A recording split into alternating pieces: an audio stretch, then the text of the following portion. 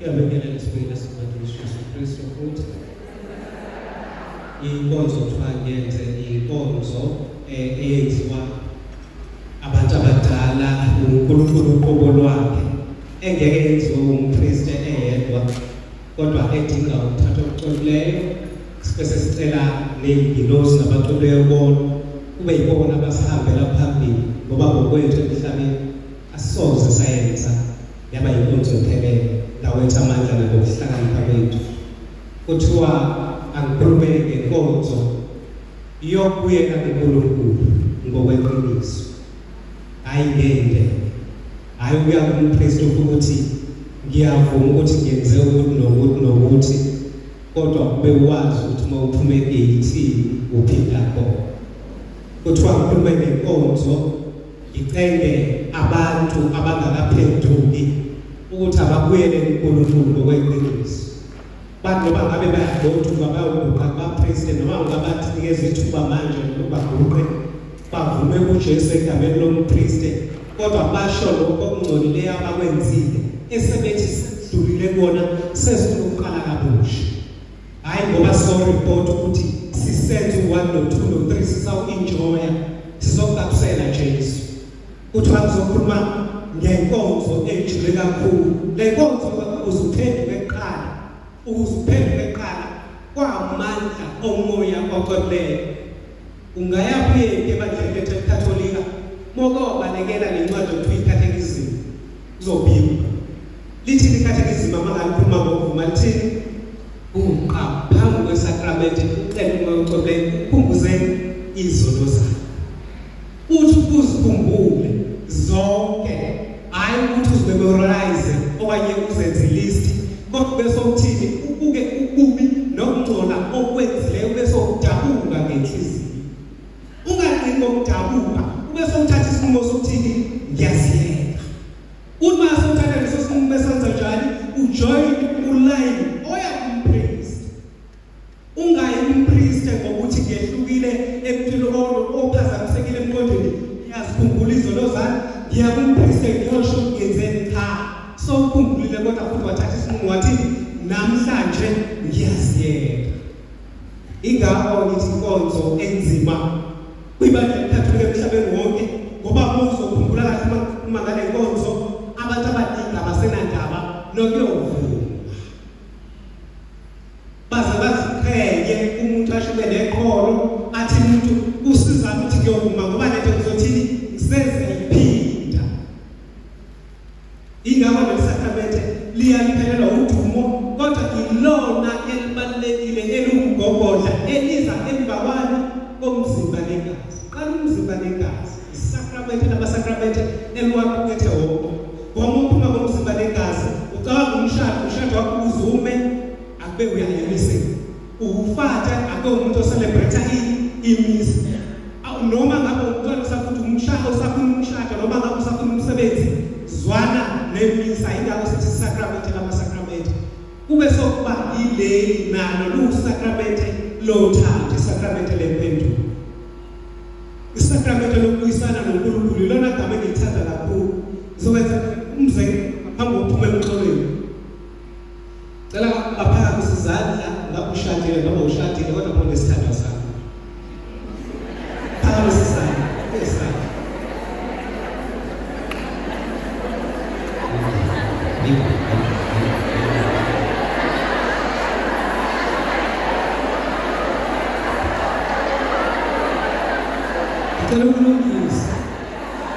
Sacela ukulungisa angisho ukuthi isho ukuthi uthandana nobani kanye umshadela ibona abantu abashawa ukuvala akuvuya lapha icela uphakamise isandla mangabe ushadile okanye mangabe ubonile okanye uqokile phandle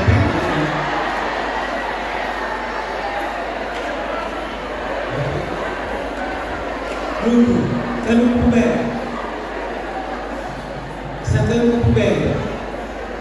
kwezothando kukhona namagama amabili okuthiwa yini uthando nobudlelwano ungena ebudlelwaneni nomuntu ngoba uthe qale wamthanda futhi ngenzeka umuntu umthande kuphele la kade lethile bokuke empeleni yakho uthi angikwazi ukungenaphi ebudlelwaneni nalomuntu kodwa kusalayo ngiyamthanda. Kodwa kulabo esebengene ebudlelwaneni nomuntu uthize usuke umthandile ngoba ngiyamthanda ngiyehluleka ukuzibamba angakhe ubudlelwane naye. Kulo budlelwane okuba khona bakhona ama-Christian terms bakhona amehla ngenyuka abasho kanjalo kwaXhosa. Kuba khona isiphithiphithi kwesinye isikhathi iy'nhliziyo zodwa bekhona ukuphuma kwey'nyembezi. Kodwa uma engiyaziyo uma umuntu umthanda ngenhliziyo yakho uthando pure umthanda noma ngakunyathela kangakanani uyohlezi unjani umthanda and uyohlezi uthini ufisa ukuthi kulungise izinto. Kodwa ukwazi ukulungisa izinto nomuntu onjani nomuntu okhulile ngokomqondo okwazi ukubona iphutha lakhe bese kuthi asiqale kabusha. Awusoze wazi ukulungisa izinto nomuntu ozomanga umtshela athini athi angiyazi lokho angiyenzanga. Ngisho noma sokhona evidence athi angiyenzanga lokho. Akusoze baqhubeka ubudlelwane kodwa uthando lungenza njani lingaqhubeka livuthe kodwa hayi ubudlelwane. Ubudlelwane budinga uxolo. Ubudlelwane ngani kube khona intobeko. Ubudlelwane budingani ukuthi kube khona ukuthandana kwabantu ababili kungabi umuntu oyi-one othandani omunye abathandani. Sikhuluma ngokuyela kuJesu la. uJesu ngombaphathisa sangena naye ebudlelwaneni saba nobudlelwane obujulile samqoka sasho sithi siyamthanda njengebandla yena ewubani ewunyeni wethu uJesu sathi siyamthanda kodwa ngasiyibandla kodwa as ama-individuals uJesu siyakulimaza abazalwane. Ukhona lo mbhalo kuma-social media oye uthi waze wasithanda uNkulunkulu noma singamkhonzi la. Eyasithanda le nsizwa iyasithanda le ndoda uyasithanda nompriest uyasithanda nomprofeti uyasithanda noNkulunkulu. uJesu ayikho into angakwazi ukuyibekezela. Uma ngabe ukholelwa ukuthi uJesu ayikho into angakwazi ukuyibekezela khumbula izolo zakho mhlawumbe from 2010 kuze kwena mhlawumbe konke ukungcola uke wakwenza kodwa still usakuthanda kodwa still usafuna ukwamukela ngezandla ezifudumele. Kodwa ngize ngifinyelele lesigaba sokuba nobudlelwane noJesu ufuna ukuqala kulesi. Uma umuntu ekunyathelile ekumoshile linobudlelwane uyakwazi ukuqhubeka naye engaxolisani engafuni ukuthi nikhulume nalo aqhubeke. Zokwenza nje umzekelo kubantu abashadile. Uma kwenzeka kuba khona isiphithiphithi emshadweni omnye mhlawumbe noma ngabe ubaba noma ngabe umama abe nephutha kodwa angafuni ukuthi iphutha kukhuluke ngalo mhlawumbe agijimisa ama-gift phambili. Yenza njani inhliziyo ayisika indawo ayo umuntu ekwenza isiliva agijimisa ama-gift phambili kodwa engakaxolisi ekuvaka umlomo kuba buhlungu kwakithi ngoba engathi ngiyaqala ngikhulume ngale yayo and then mangasokhuluma nge-reconciliation bese kuthiwa-ke nayi igift as isign okanye isimbi lokuthini ngiyaxolisa. Not umuntu ozabaqhaqele lokhuza nama-roses engakhulumanga engazisongo kuyohlezi kusika akakuthengeli uMercedes namhlanje akuthengeli injalo ngalela langa kodwa uyothi uye embhedeni uyofike ukhale ngoba angakakhulumi usafuna ukuthi ngendlule pha akakhazi kahle noma ngabe ngeke kodwa ngeke ngilungise leyakho uyothi uyidrayiva lo Mercedes kodwa inyembezi ziyobe zehla ziyoshaya emadolweni ngoba angakakhulumi. Baningi bethu abake ebudlalwaneni abahlezi beclaim ukuthi ubani wayilimaza inhliziyo yakho ubani wayiphula inhliziyo yakho kodwa bengifuna lethi sesiyithatha siyi-aplaye kubudlelwane bethu noJesu. Uzwakala kanjani uJesu kusemiseni ufata aphendulise athi umzimba kaKristu uthi abe umginyo ungaxolisani kuye uJesu ngokucabanga. Uzwakala kanjani ukuthi kuthiwe nali thuba yenzane reconciliation noJesu uthi akusoze ngayenza lento mina ngiyakholela kumasakramento awu-6 kodwa kuleli Sunday ngidala ngalikhipha kuthi mangase wenziwa imisa sokwenziwa intshumayelo lo Jesu omngcolisile wamnyathela ngandlela zonke impilo ayiphilayo kodwa mangase kuzoshaya insimbi uzolishaya phambi kwakhe phambi kwesakramento uzwa kanjani uJesu ngokucabanga.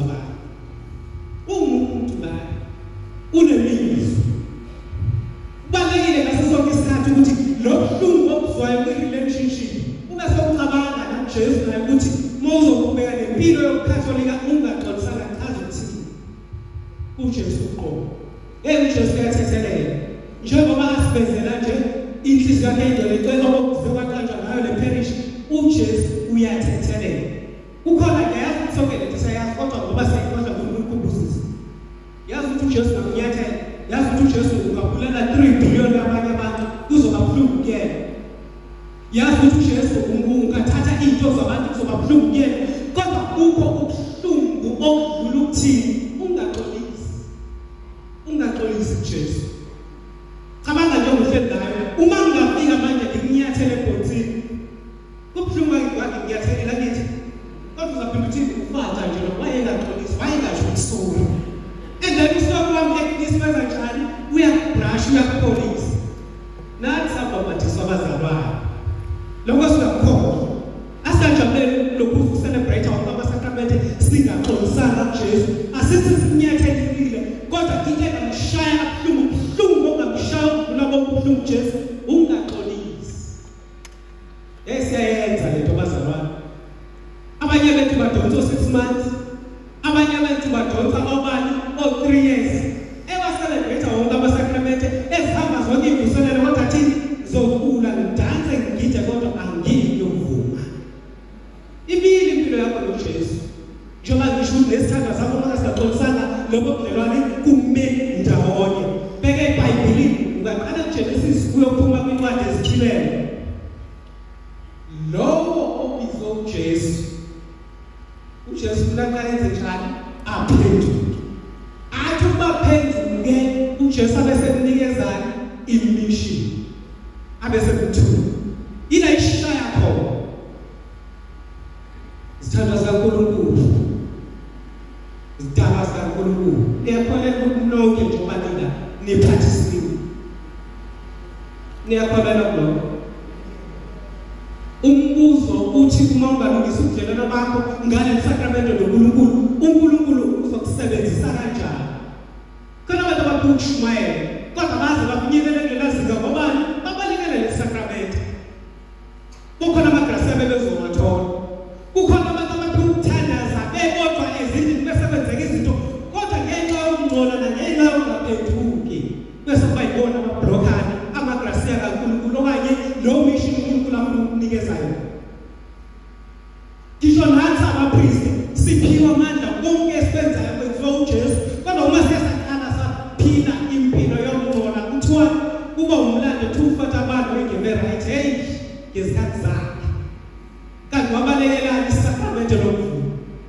nathi ukufaka uqobo sakudinga once sabalekela isakramento siba yizeleze buka umzekelo eBhayibhelini uPaulos oxoxele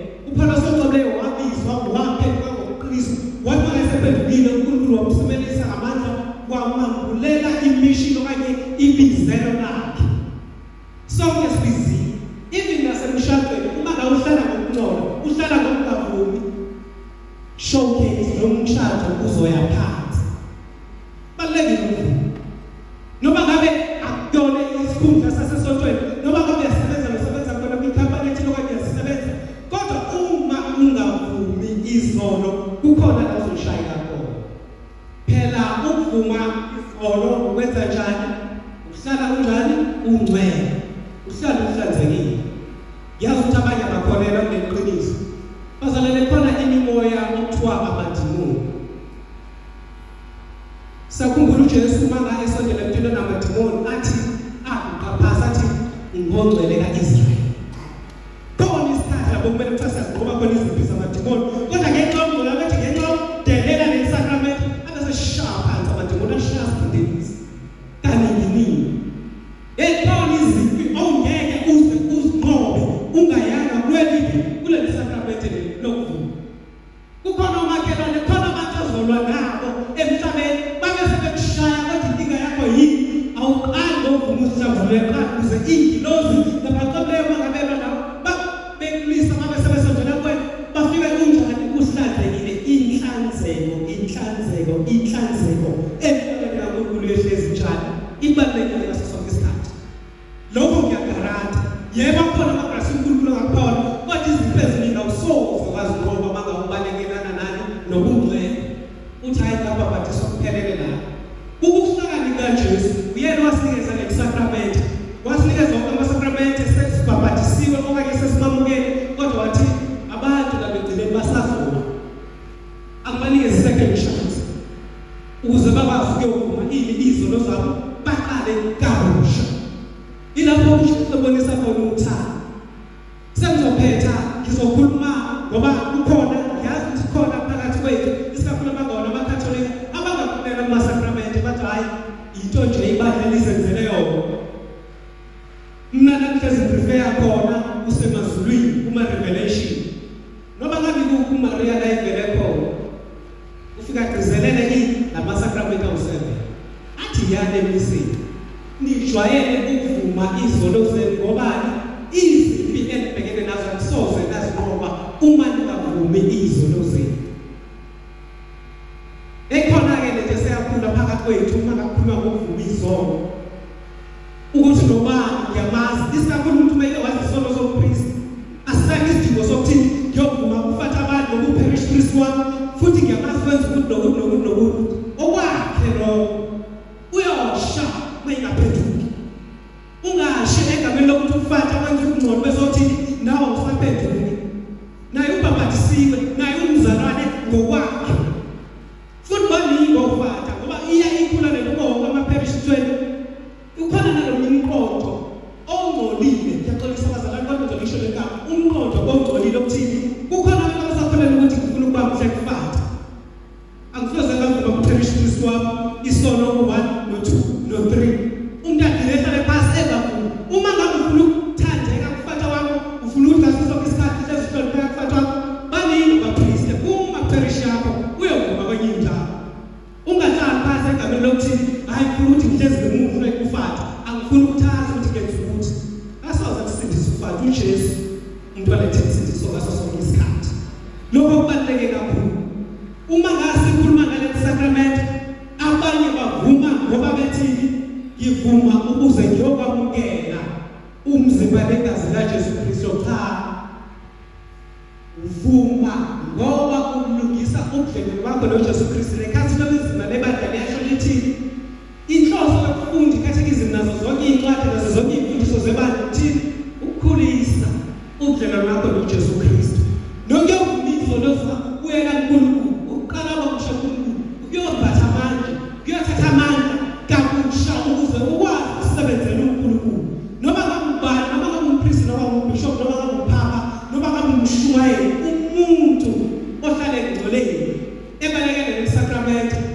uyokhomba athi nginamandla uyokhomba athi ngiphathisiwe uyokhomba ethi ngonyaka othile bokumele kusengenze nokuthi akwenze inkinga yakho yini ubalekele ukuqala kabusha ukulungisa izinto zakho noJesu Kristu sengiphethe akekho noyedwa okwazi ukuxolela ebalekela lesakramente sokuxolela abanye abantu sikufunda ngoba sifundiswa ubani uJesu qobo esixolela yena kuqala ngoba khona ezinye izono ukuthi mangawuzenzile ubone uJesu ekuxolela ube sowubona abantu abanyathelayo uthi uzama ungabaxolela bese ubuza ukuthi ngonyaka othile ngekufunda ukuthi uJesu waxolela lapho kutheni nakwazi ukuxolela kanjalo ke bonke labantu ababalekela isakramente yilabantu abazibuza uSathane hayi ngoba ethatho yabo kodwa abambatha imimoya kaSathane umuntu agcine senjani esenamagugu bonke labantu abangakwazi ukudlulisa yilabantu abakude nalesakramente kodwa laba abajwayele lesakramente liyababamba ukuthi uJesu waxolela pho wena